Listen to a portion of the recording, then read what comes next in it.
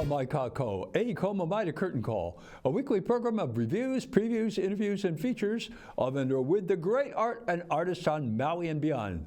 I'm Paul James Brown.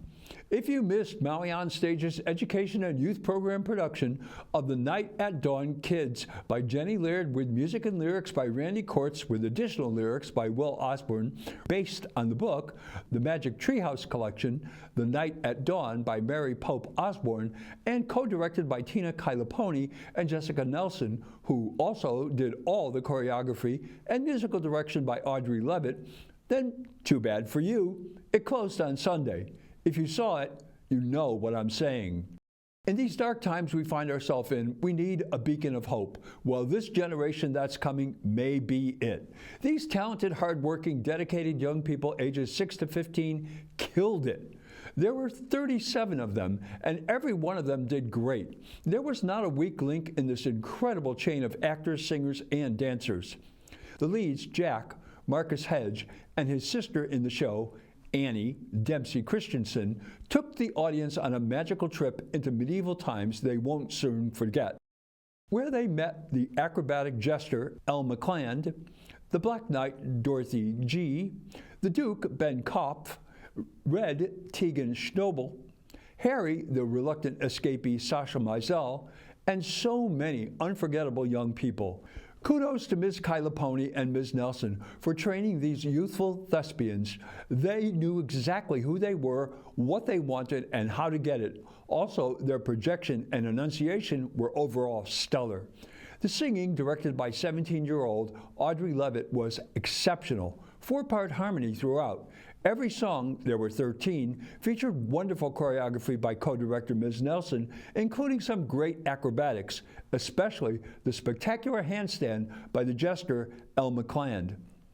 The set by Morgan Whitmer was like those old-fashioned pop-up greeting cards, and the set changes done by the cast were all choreographed and performed to perfection. So it was like the book came to life. Stage right was the magic tree that spun around like a carousel when Jack or Annie commanded it to take them somewhere. Stage left was the turret of the castle where we first saw the Black Knight. All of the backstage folks, stage manager Winston Campbell, lighting designer Vince Pinelli, sound design Sam Castillo-Rueda, were all done by young people as well. This colorful, joyous, tuneful collaboration between these 37 young people aged 6 to 15 on this perfect story resulted in yet another great time at the theater. We are so blessed to have so much excellence in our theater community at every level. Keep your eyes open for their next production. This is one group you do not want to miss. The Maui Arts Cultural Center is celebrating its 30th anniversary with an exhibit at the Schaefer International Gallery until June 13th. Covering 3 decades in one gallery is a difficult choice, and for those of us who have been here for a while, we know the number of events and exhibits the center has hosted. Choosing what to include as representative of the past 3 decades was not enviable. As Jonathan Y. Clark, the Schaefer Gallery director, explained when I asked about the choices, Art Maui wasn't included because it wasn't an exhibit sponsored by the gallery. It was a rental. The Schaefer Portrait Challenge wasn't because it had just been up, and besides, quote, what would be representative, unquote. I suggested his painting of his grandmother that was the winner in 2013, or Tadashi Sato's portrait by Kirk Kurokawa from 2006. We both agreed this show would be a tough one to represent. So let's look at what is there. First, there is the project, which is formerly known as the Maui Community Arts and Cultural Center.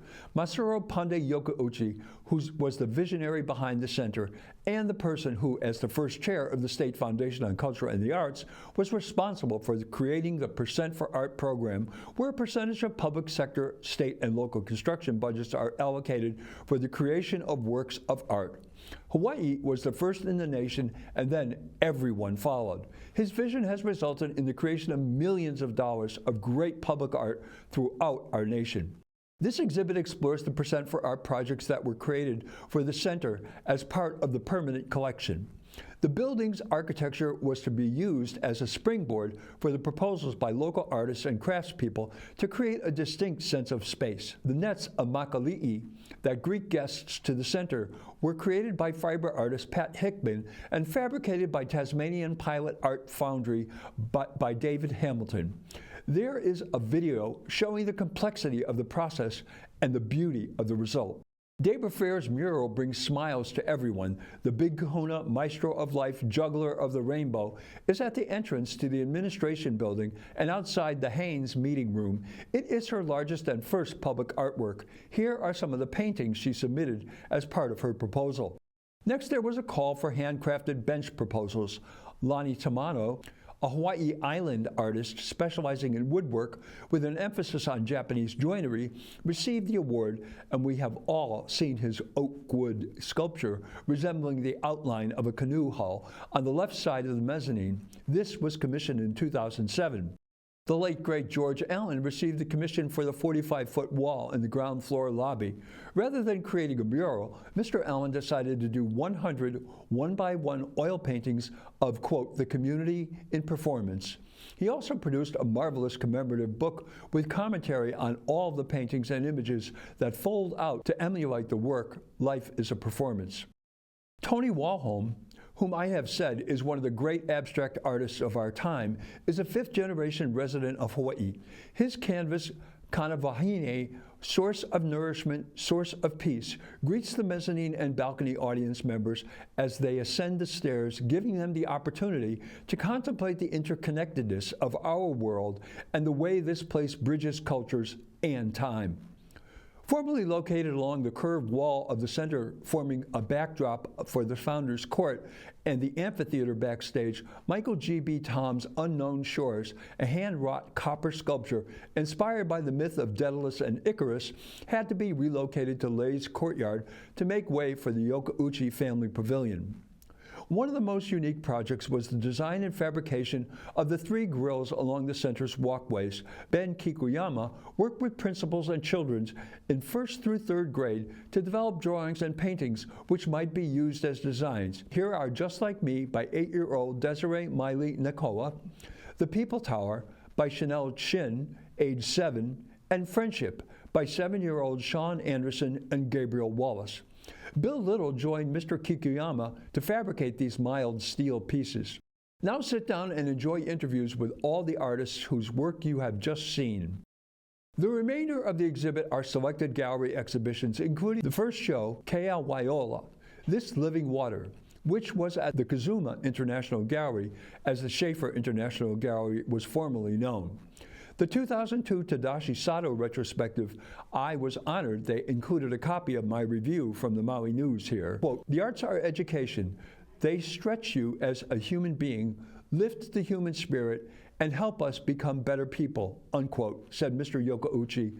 So arts and education has been a cornerstone of the center's programming from the beginning. This was done by 7-year-old Alana Clark. And then there is a wall of some of the amazing performances the center has hosted over the years. The exhibition concludes with an exploration of the perfect tribute to Wasuro Pundi Yokauchi by Oahu's Sean K. L. Brown. The original maquette is there as well. The viewer can see what it was going to be, and we all know what it is. Who hasn't done a selfie sitting next to Pundi? This exhibit will be up until June 13th, Tuesday to Saturday, 10 a.m. to 4 p.m., and until 7:30 p.m. for select Castle Theater and Yokauchi Pavilion shows. There will be another activations on May 30th, 5 to 8 p.m. You have to get a reservation to attend. Go to mauiarts.org for tickets and information. Well, that's Curtain Call for this week. Mahalo nui loa for joining me. I'm Paul James Brown. Maui strong. Ahui ho.